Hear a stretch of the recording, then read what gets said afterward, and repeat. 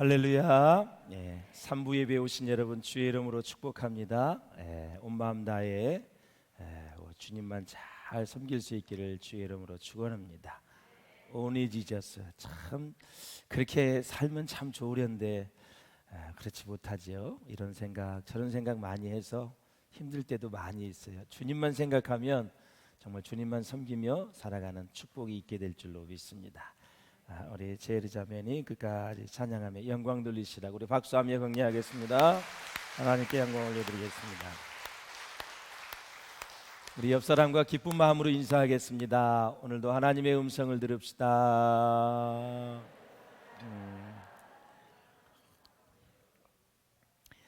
앤소니 드 멜로의 그 저서 종교 박람회에 나오는 한 토막의 이야기를 같이 나누겠습니다. 예수 믿은 지 얼마 되지 않는 그리스도인이 있었습니다. 믿지 않는 친구가 이렇게 물었습니다. 자네 요즘 그리스도인이 되었다면서? 그렇다네. 내가 교회를 나가게 됐지. 그럼 예수 그리스도에 대해서 많이 알겠구만. 글쎄 아는 것이 별로 없는데. 또 묻습니다. 예수께서 어디에서 태어났나? 모르겠는데. 몇 살에 죽었지? 잘 모르겠는데. 대화가 이쯤 되니까 믿지 않는 친구가 비웃으며 조롱하며 이렇게 말했습니다. 자네는 예수에 관해서 아무것도 아는 것이 없구만. 그래도 예수를 믿는 건가? 그때 믿는 친구가 이렇게 대답을 했습니다. 나는 예수에 대해서 별로 아는 게 없고 배운 것도 없는 것 같네. 그러나 예수 믿고 교회 다니면서 달라진 게 있어. 하나님이 기뻐하시는 일이 무엇인지를 알기 시작을 했고, 더 중요한 것은 내 자신에게 변화가 왔다는 것이야. 자신이 달라지고 있는 것을 보고 나 스스로 놀라고 있다네. 자네도 알다시피 3년 전까지 나는 술주정뱅이였잖아. 빚도 많이 졌잖아. 가정은 산산조각이 나고 저녁에 집에 돌아갈 때에는 아이와 아내 할 것 없이 온 집안 식구가 나를 무서워하지 않았나? 그리고 나를 반가워하지 않는다는 것을 알고 있기에 항상 화를 내며 살아왔는데, 예수 믿고 달라진 것이 있다면 모두 나를 반가워한다는 것이네. 또 나와 또 모든 가족들이 만나는 것이 얼마나 즐거울 수가 없구만. 나는 정말 가족의 식구들과 있는 것이 즐거워. 그리고 나는 몰랐었는데 오래전부터 하나님이 나를 사랑하고 계시다는 것을 알았네. 그러고 보니 감사하고 하루하루의 생이 얼마나 소중한지 삶 자체가 아주 이전보다 소중해졌다네. 그랬어요. 그러자 예수 믿지 않는 친구는 아무 할 말이 없었습니다. 사랑하는 성도 여러분, 예수 믿는다는 것이 무엇입니까? 얼마나 많이 알고 있느냐, 그 문제가 아니라 나의 삶이 예수로 인해서 얼마나 어떻게 변했는가가 참 중요한 것입니다. about, 예수에 관해서 아는 게 중요한 게 아니에요. 그가 어디서 태어났고 그 어머니는 누구고 공생애는 몇 년 했으며 이런 거 모르는 사람이 누가 있어요? 예수에 관해서 예수에 대해서 아는 것이 중요한 것이 아니라 알고 나서 그분을 인격적으로 만나서 변화되는 것이 중요하다라는 거죠. 여러분의 아내, 여러분의 남편, 부모, 자녀 같이 사는 사람은 저 사람이 어떤 사람인지 압니다. 왜? 같이 경험을 했기 때문에 그래요. 그런데 모르는 사람을 객관적으로 그 사람에 대해서 얘기할 때 우리가 실수할 때가 참 많이 있죠.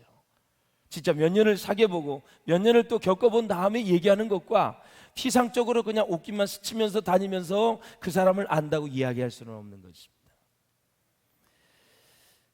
사랑하는 여러분, 본문은 이방인 고넬료가 베드로 사도를 만나는 사건입니다. 어떻게 복음이 이방인에게로 전달되는지를 보여주는 아주 중요한 만남이죠. 여러분 모두에게 이렇게 축복된 만남이 있으시기를 주의 이름으로 축원합니다. 계속해서 하나님이 주시는 좋은 만남을 이루어갈 수 있기를 다시 한번 주의 이름으로 축복합니다. 진짜 만남의 축복은 중요한 거예요. 정말 중요한 거예요. 잘못 만나서 한 번에 패가 망신하는 사람이 한두 명이 아니에요. 평생 눈물 주며 사는 사람이 한두 명이 아니에요.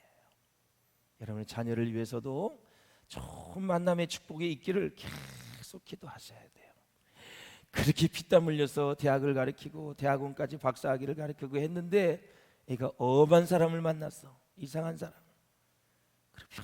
평생 부모의 걱정 근심이 되는 사람이 많아요. 허울 때 멀쩡한데 왜 이렇게 이기적이야? 괜찮게 생겼는데 왜 이렇게 사람이 인색해? 왜 이렇게 쪼잔해? 아이고, 인격이 준비가 안 돼가지고 그 실력이 빛이 나지 못하는 사람이 얼마나 많은지 몰라.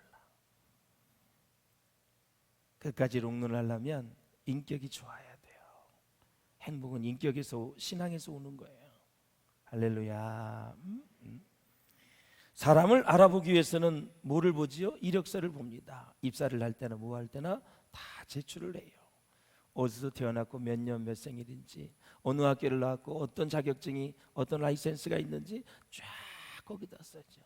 이제까지 지나온 모든 직장들을 다 보고 몇 년 동안 근무했는지, 이 사람은 6개월 근무하고 또 금방 나왔네, 1년 근무하고 금방 나왔네, 이 사람이 인내심이 없구나.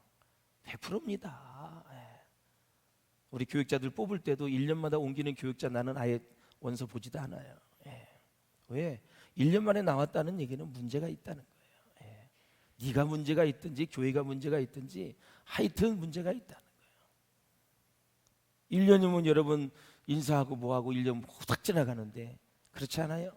직장에 가서도 3개월 근무하고 6개월 근무하고 한 달 근무하고 1년 근무하다가 계속 옮겨 다니는 사람, 사정이야 있겠지요. 있겠지. 그러나 사람을 평가하고 사는 사람이 그걸 볼 때에는 그렇게 폭 은혜스럽지는 않다라는. 본문을 보면 하나님이 고넬료를 소개하고 있습니다. 고넬료의 딱 한마디로 뭐랬냐면 하나님을 경외하는 사람이다. 이력서를 딱 하나님이 보시고 그렇게 결론을 내린 거예요. 하나님을 경외하는 사람이다. 고넬료는 이방인으로 로마 사람이죠. 그리고 직업 군인입니다.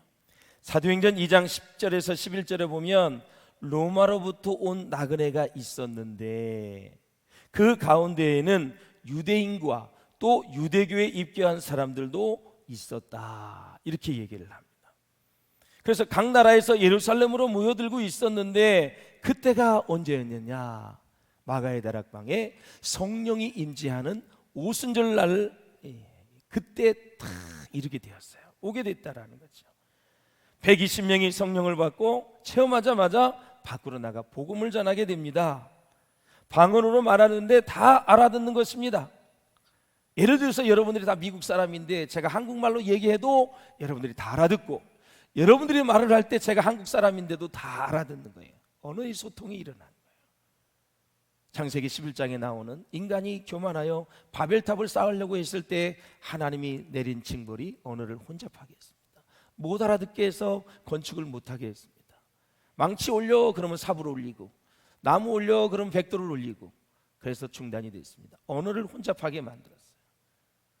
이 모든 성령의 역사를 통해서 언어가 다시 소통이 되게 되죠. 자, 사랑하는 여러분, 이렇게 각 지역에서 역사했던 복음이 이제 사도행전 10장에 오게 되면 고넬료라는 사람을 통해 이방인들에게 전해지는 귀한 모습을 보게 됩니다. 저는 여러분 한 분 한 분이 세계를 복음화시키고 민족을 변화시키는데 존귀하게 쓰임 받으시기를 주의 이름으로 축원합니다. 복음을 위해서 쓰임 받으세요. 하나님 나라를 위해서 쓰임 받으세요. 교회를 위해서 쓰임 받을 수 있기를 바랍니다. 고넬료가 신앙생활하던 시기를 보면 기독교 역사에서 가장 핍박이 심했던 때입니다. 바로 황제는 누구냐? 네로였었어요. 네로. 교회를 핍박하고 크리스찬들을 무참히 죽이는 역사상 가장 악질적인 핍박자로 등장하는 그 네로 황제 때에, 네로 황제가 로마 아닙니까? 로마. 고넬료가 누구예요? 로마 사람이에요. 이 고넬료가 그러한 상황에서 하나님을 경외했다라는 거죠. 우리가 쉽게 얘기해서 일제의 지배를 받을 때 일제의 군인이 한국에 와서 예수 믿은 거하고 똑같은 거죠. 그들은 뭐 여러분 야스쿠니 신발 뭐 거기 숭배하고 그러잖아요. 당시에 그래서 유일신 하나님을 믿는다는 것은 쉽지 않았다. 왜? 그 지배 민족에 핍박을 하고 있었기 때문에, 예수 때문에, 예수님 때문에 핍박을 하고 있었는데 그 예수를 믿으니까, 하나님을 믿으니까 대단한 거죠. 고넬료는 정말 진실한 믿음의 사람이었습니다. 영국의 성직자의 저작가가 테일러라는 사람이 이런 말을 했습니다. 시작. 믿음은 모든 축복의 근원이다 그랬어요. 고넬료가 바로 믿음의 사람이었다. 히브리서 11장에 가보면 믿음으로 살았던 사람을 쫙 소개하고 있어요. 11장에도 저와 여러분이 들어갈 수 있기를 주의 이름으로 축원합니다. 거기 들어가셔야, 믿음의 전당에 들어가셔야 돼요. 자, 1절을 한번 같이 보실까요? 시작. 가이사라에 고넬료라 하는 사람이 있으니 이달리아라 푸데라 하는 군대의 백부장이라. 아멘.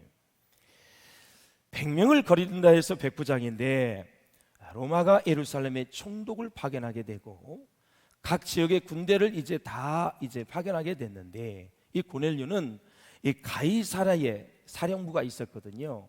거기에 근무했던 사람이 고넬료예요. 로마의 한 군단이 몇 명일까요? 6,000명입니다. 군단. 우리도 1군, 2군, 3군이 있죠. 3군이 우리 교회에서 4km도 안 떨어져 있어요. 성산에 있어요 지금. 예. 아주 중요한 요지 중에 하나죠. 저 북쪽에 있는 정은이 친구가 전쟁에 남은 제1 타켓으로 삼는 것이 바로 3군입니다. 예. 그 밑에 전원주택을 짓고 있는데 참으로 위험할 수 있어. 한번 터지. 예. 기도 많이 하고 살아야 됩니다. 예. 용인은 아주 중요한 3군이 있는 지역에 군인들이 참 많이 있어요. 이 군단이 6,000명인데 600명 단위로 부대를 편성을 하죠. 그러면 600명으로 부대를 편성하면 10개 부대가 나오겠죠. 각 부대를 6으로 나누어서 100명씩 편성을 했어요. 이 100명의 리더가 고넬료였다. 백부장. 예. 이 고넬료는 자기만 하나님을 경외한 것이 아니고 그의 온 집이 여호와를 경외했다 그랬어요. 그러니까 여러 가지 상황을 살펴보건대 하나님이 고넬료를 주목할 수밖에 없어요. 로마의 군대인데 유일신 하나님을 믿고 있어요. 자기만 몰래 믿는 것이 아니라 온 집안이 하나님을 경외했다 그랬어요. 그런 복이 있으시기를 주의 이름으로 축원합니다. 예? 경건은 하나님 앞에서 올바른 태도입니다. 하나님 앞에서입니다. 지킬 것은 지키고 끊을 것은 끊는 것을 의미합니다. 그래서 경건 생활을 잘 유지하려면 유익하지 않는 것들을 끊어야 합니다. 사랑하는 여러분, 인간은 영적인 존재예요. 영원히 주님과 더불어 살아야 돼요. 하나님의 영이 우리 사람 가운데 있어요. 우리 한번 전도서 보실까요? 시작. 하나님이 모든 것을 지으시되 때를 따라 아름답게 하셨고 또 사람들에게 영혼을 사모하는 마음을 주셨느니라. 예. 지금 이 순간에도 생명을 촉각을 다투는 분이 있어요. 우리 홍마래 권사님 이제 부모님들께서 지금 다보스 병원에서 지금 생명이 굉장히 위협해서 지금 부목사님을 제가 보내서 임종 기도를 하라 그랬는데 아직은 살아계신 것 같아요. 지금 이 순간에도 생명의 촉각을 건드리시는 사람들이 있어요. 지금도 건강하게 사는 사람도 있고 지금 태어나는 사람이 있어요. 누구든지 간에 사람의 마음 속에 영혼을 사모하는 마음을 주셨다라는 거죠. 저와 여러분은 예수 그리스도의 구원 열차에 올라탔기 때문에 영혼이 이미 시작이 됐습니다. 영혼이 사는 것이 이미 시작이 된 거죠. 지금 죽어도 그 영혼의 삶은 변하지 않고 꼭 계속 이어지는 거죠. 예? 얼마나 큰 복을 받으셨습니까? 사람이 10년, 20년 더 살라고 그렇게 병원 다지고 치료하고 수술을 하는데 우리는 영원히 주님과 함께 건강한 모습으로 살 수 있으니 여러분 그냥 알든 모르든 어마어마한 축복을 받고 산다고만 믿고 사셔야 돼요. 그걸 다 이해하고 할 수가 없어요. 저도 마찬가지예요.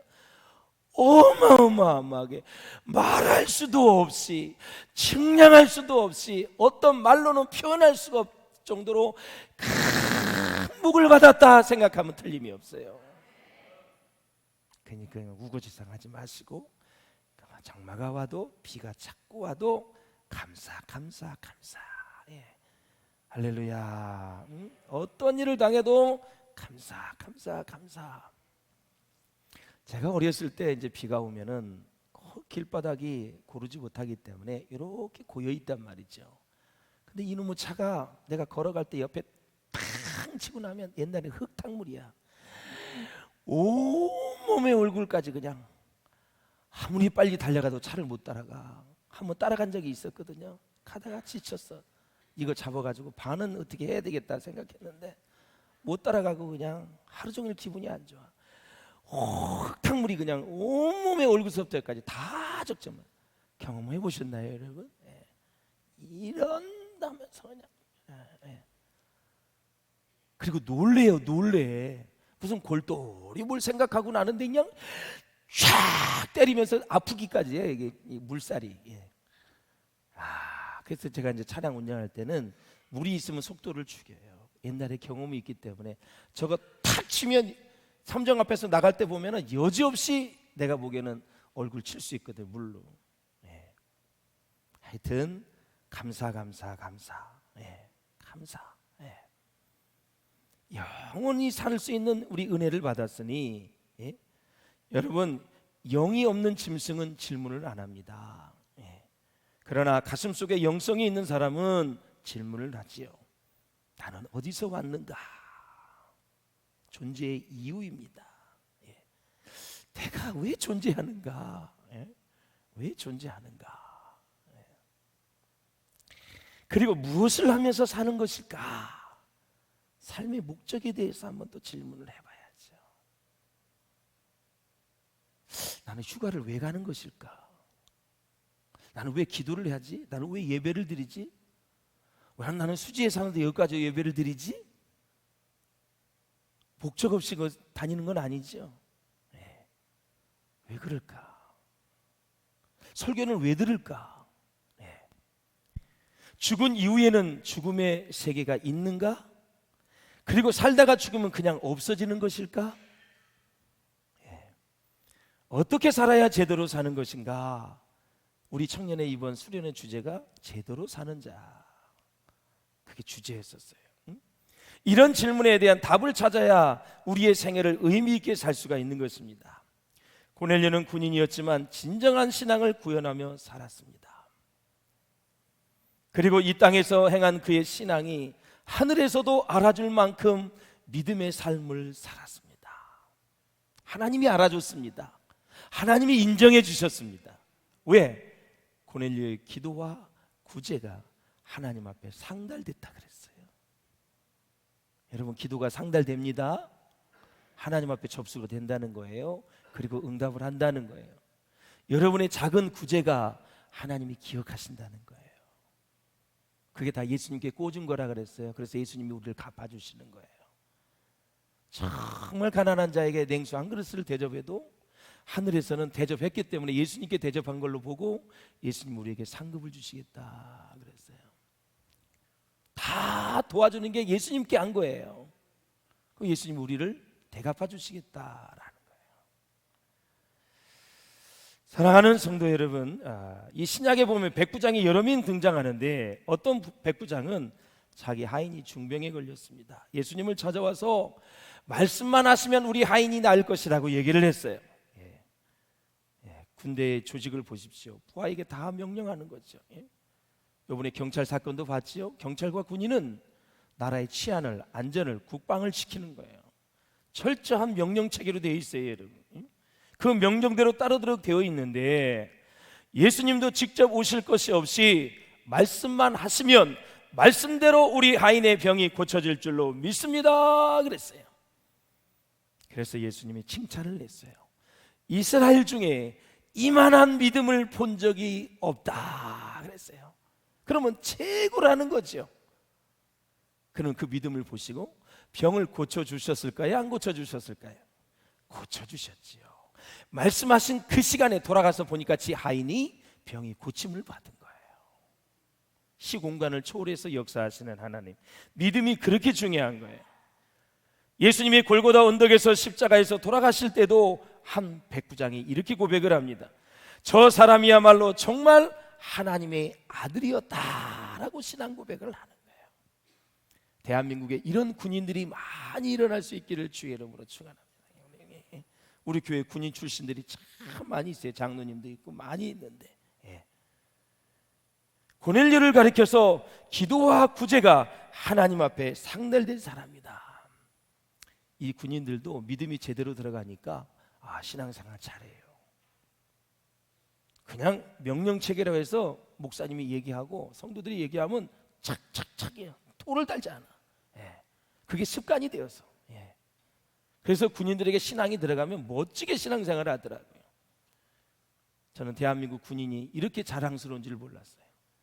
저 김정은의 그 정말 수많은 위협에도 불구하고 지금도 애써주시는 우리 청년들 때문에, 정말 우리 군인들 때문에 이 나라가 지금 치안이 유지되고, 더 큰 원인은 하나님이 지켜주시는 거죠.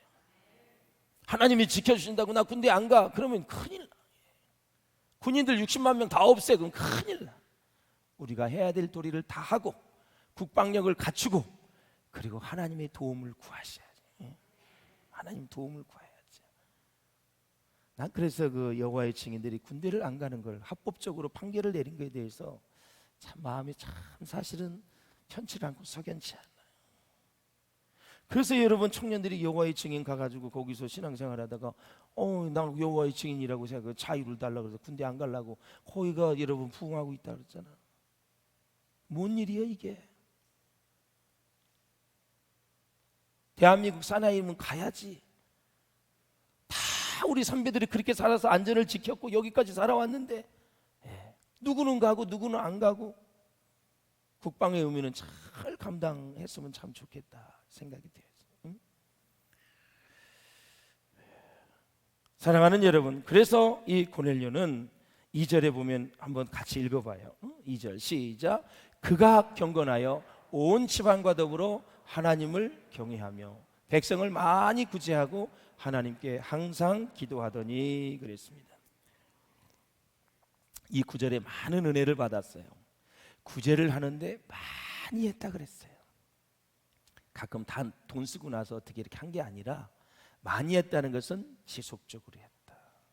기도했다 그러는데 항상 기도했다. 오후 3시가 되면 어려울 때만, 환난을 당할 때만, 문제 있을 때만, 위급할 때만 기도한 것이 아니라 항상 기도했다. 사랑하는 여러분, 참 이런 것을 우리가 배울 필요가 있어요. 로마 사람의 종교는 당시에 다 다신교였고 헬라의 종교도 다신교였습니다. 이 고넬료는 유일신 하나님을 믿었다는데 우리가 다시 한번 주목해야 됩니다. 여기서 경건은 무슨 뜻이냐면 유세베스라는 뜻인데, 당시 이방인이 고넬료가 유대계로 개종을 했을 때 사람들이 지니는 삶의 모습을 말하고 있는 거예요. 개종을 한 거죠 사실은. 그래서 사랑하는 고넬료는 로마 군인인데도 경건한 삶을 살았다. 가족들도 다 하나님을 경외했다. 노예도 종도 모두가 다 한 마음으로 하나님께 영광을 돌리는 가정을 이루고 있었다라는 거죠. 그래서 경건은 하나님께 기도하는 것만을 포함하는 것이 아니라 우리의 실제 가정생활까지 다 포함하는 것입니다. 경건은 성경 공부만 하는 것이 아니라 경제생활과 물질생활까지 다 포함되는 것입니다. 행함이 없는 믿음은 그 자체가 죽었다고 말한 것처럼 행함까지 다 포함된다는 것입니다. 그래서 참 경건이란 뭐냐? 우리의 실생활과 영적 생활이 합쳐진 개념이 바로 경건이다. 다시 말씀드리면 하나님 앞에서 하나님이 있는 생활을 경건이라고 하는 것입니다.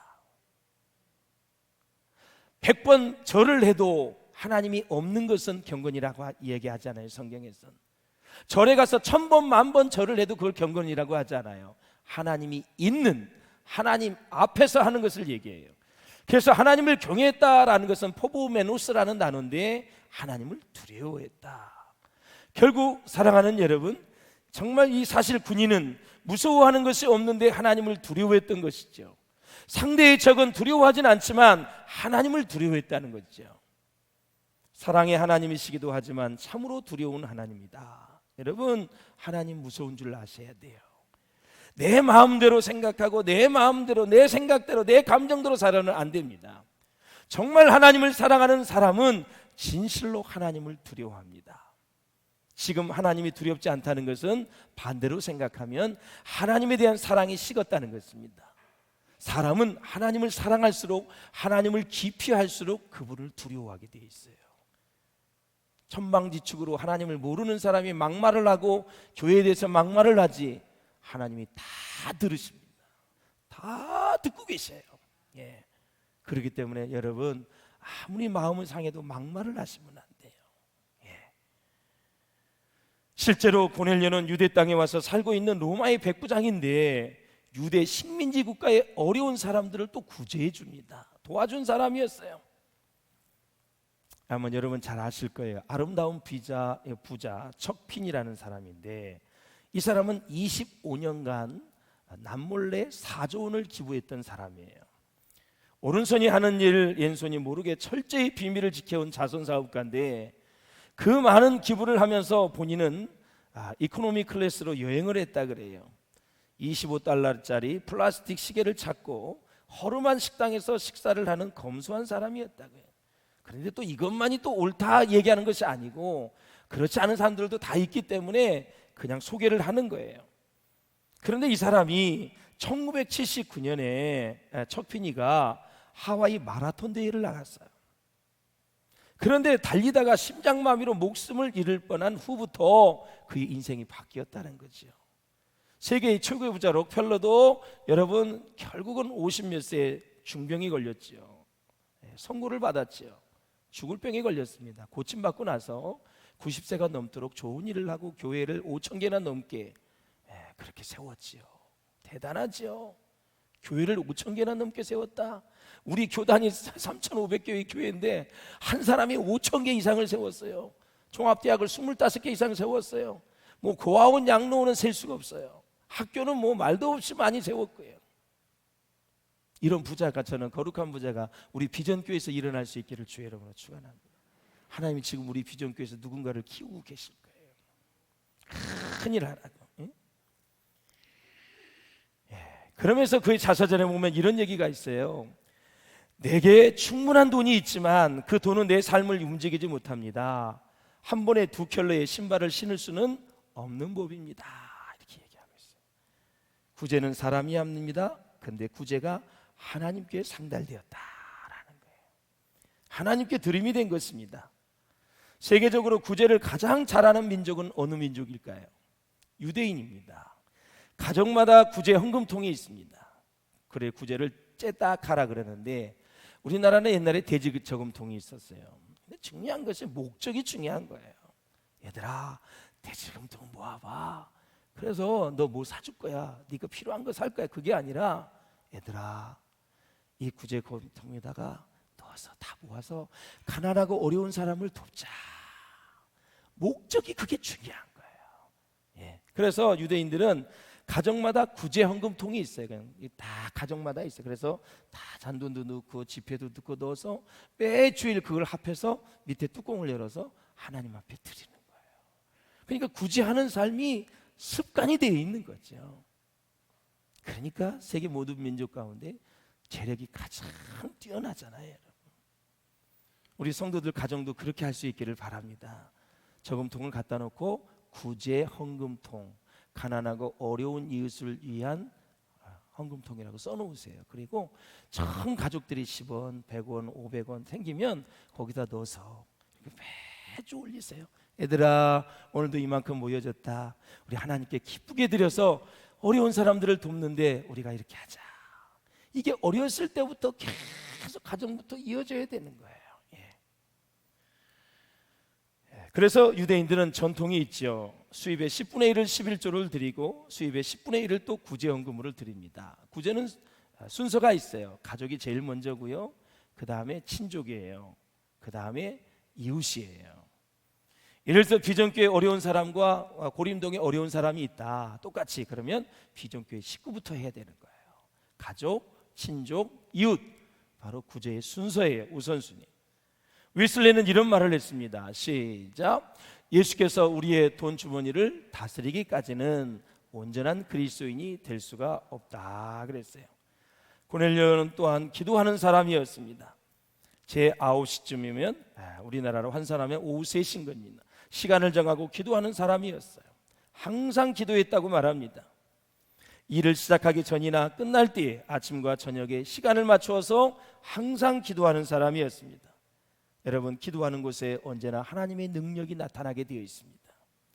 믿음의 사람은 하나님의 능력과 도우심을 힘입고 사는 사람입니다. 그러므로 사랑하는 여러분, 가정에 어려움이 있습니까? 생명 걸고 기도하십시오. 여러분, 자녀에게 근심되는 일이 있으십니까? 하나님께서 반드시 응답해 주실 것입니다. 여러분의 직장과 사업에 어려움이 있으십니까? 신앙생활에 고민과 갈등이 있습니까? 문제 앞에 절망하지 마시고 하나님을 바라보시기를 바랍니다. 할렐루야. 내일부터 우리가 릴레이제 금식 사성전 건축을 위해서 기도하는데 지금도 계속 접수를 받고 있어요. 전 교인이 다 동참해서 하나님께 기도해서 기도로 이루어지는 성전이 될 수 있기를 주의 이름으로 축원을 드립니다. 우리 인생의 삶의 문제가 기도를 통해 반드시 해결될 것이고, 인생의 난공불락의 여리고성 같은 답답한 문제와 인생의 장애물들이 다 해결되고 그리고 응답될 줄로 믿습니다. 여러분, 어떤 책에, 기도의 책에 보니까 그런 내용이 있어요. 고넬료를 보면서 모든 기도가 하나님 앞에 상달되는 것이 아니라 항상 기도하는 사람의 기도가 상달된다, 이렇게 나와요. 이것은 무엇을 강조하기 위한 거예요? 항상 기도하는 것을 강조하기 위한 거죠. 그래서 여러분, 힘내어서 작정하며 꼭 기도하시면 하나님이 역사해 주셔요. 고넬료가 항상 기도할 때 환상을 보았잖아요. 그래서 그가 놀라운 역사를 이루어가요. 미국의 자동차왕 헨리 포드를 잠깐 얘기를 하겠습니다. 그는 대기업을 이루어서 성공적인 사업가를 이제 세워지게 됐는데, 이제 그 이후에 그는 자기 고향에 조그만 집 한 채를 지었습니다. 아주 작고 평범한 집이었습니다. 그 집을 바라본 마을 주민들이 헨리에게 얘기합니다. 너무 초라합니다. 호화롭지 않더라도 생활에 불편하지는 않아야지요 라며 걱정을 했습니다. 그러자 이 말을 들은 헨리 포드는 얼굴 가득히 미소를 지으며 이렇게 말했습니다. 가정은 건물이 아닙니다. 비록 작고 초라하지만 예수님의 사랑이 넘친다면 그것이야말로 가장 위대한 집입니다. 그랬어요. 여러분이 자동차로 유명한 디트로이트, 미국에 가시면 꼭 한번 가보세요. 헨리 포드의 기념관이 있어요. 거기 가보시면 큰 글씨로 써져 있어요. 헨리 포드는 꿈을 꾸는 사람이었고 그의 아내는 기도하는 사람이었다 그랬어요. 그래서 헨리 포드는 꿈을 꾸는 비전을 가진 사람으로 자동차 왕국을 이루었고 그의 아내는 기도하는 사람이었다. 참 조합이 잘 이루은 것 같아요. 남편은 열심히 일하고 비전을 갖는데 기도 안 하고 그냥 뱅글뱅글 그렇게 산다면 안 되겠지요. 우리 여성 여러분, 기도의 어머니가 될 수 있기를 주의 이름으로 축원합니다. 기도의 사명을 잘 감당할 수 있기를 주의 이름으로 축원합니다. 이렇게 사랑하는 여러분, 기도는 축복의 통로가 됩니다. 기도는 불가능을 가능하게 만들어주고 기도하는 사람을 통해서 하나님은 지금도 일하고 계십니다. 4절을 한번 읽어보실까요? 시작. 고넬료가 주목하여 보고 두려워 이르되 주여 무슨 일이니까? 천사가 이르되 내 기도와 구제가 하나님 앞에 상달되어 기억하신 바가 되었다. 하나님이 구제한 것을, 기도한 것을 기억한다는 거죠. 시편 145편 한번 보시겠습니다. 시작. 여호와께서는 자기에게 간구하는 모든 자, 곧 진실하게 간구하는 모든 자에게 가까이 하시는도다. 그는 자기를 경외하는 자들의 소원을 이루시며 또한 그들의 부르짖음을 들으사 구원하시리로다. 아멘. 고넬료가 기도했다는 것은 영적인 갈망을 가지고 살았다라는 것이죠. 영적인 갈망이 있기 때문에 기도가 가능한 것입니다. 은혜를 사모하는 열정이 있으시기를 주의 이름으로 축원합니다. 기도를 갈망하는 마음. 예. 오늘은 갈까 말까가 아니라 늘 기도를 갈망하는 마음. 또 한가면 목사님 닥다구리 하겠지. 그게 아니라 늘 기도를 사모하고 기도를 들으시는 하나님, 그 하나님을 생각하면서 기도의 자리를 꾸준하게 서는 사람이 믿음이 있는 사람입니다. 사랑하는 여러분, 우리 마음 중심에 영적인 열정이 식지 않도록 우리의 영성을 잘 관리를 하시고요. 이 고넬료는 베드로를 청하는 일에 사람을 보냈는데 마지막 5절 6절을 읽고 정리하겠습니다. 시작. 내가 지금 사람들을 요바에 보내어 베드로라 하는 시몬을 청하라. 그는 무두장이 시몬의 집에 유숙하니 그 집은 해변에 있다 하더라. 아멘. 3시의 기도 시간에 환상을 보았는데 매우 구체적으로 자세하게 설명하고 있습니다. 하나님은 베드로가 어디에 있는지도 가르쳐 주셨어요. 오늘 본문에 보니까 산에 있다 그랬어요? 해변에 있다 그랬어요? 해변에 있다 그랬어요. 하나님이 거짓말로 산에 있다 그러면 얼마나 이게 찾기가 힘들겠어요. 어디에 있는 것까지 구체적으로 환상을 통해서 다 가르쳐 주신 거예요. 예. 사울이 다메섹에서 부활하신 주님을 만날 때에도 아나니아를 미리 준비하셨습니다. 에디오피아 네시가 성경을 읽을 때에도 빌립을 준비하여 광야로 가서 전도하게 했습니다. 내가 복음을 전하려는 마음과 열정만 있다면 하나님은 그 마음을 보시고 구원받을 사람, 복음을 받을 만한 영혼을 미리미리 다 준비해 주신다라는 사실이에요. 하나님은 어떤 일을 하실 때 미리미리 사람을 준비시키고, 두 번째 재정을 모으시고, 세 번째 계획을 하셔서 이루시는 하나님이십니다. 그래서 하나님의 뜻이면 하나님은 반드시 이루시고 우리의 인생을 책임져 주시는 것입니다. 내 뜻을 가지고 하나님의 뜻이라고 하면 그것은 좀 매우 위험하고 곤란하겠지요. 사랑하는 여러분, 하나님의 일은 기도하는 사람을 시켜야 되고 하나님을 경외하는 사람에게 하나님의 일을 맡겨야 된다라는 거죠. 고넬료처럼 기도와 구제의 사람이 되시기를 바라고, 하나님을 사랑하면서 하나님을 두려워할 줄 아는, 그래서 모든 사람들에게 선을 행하는 우리 모든 성도들이 될 수 있기를 주의 이름으로 축원합니다. 기도하시겠습니다.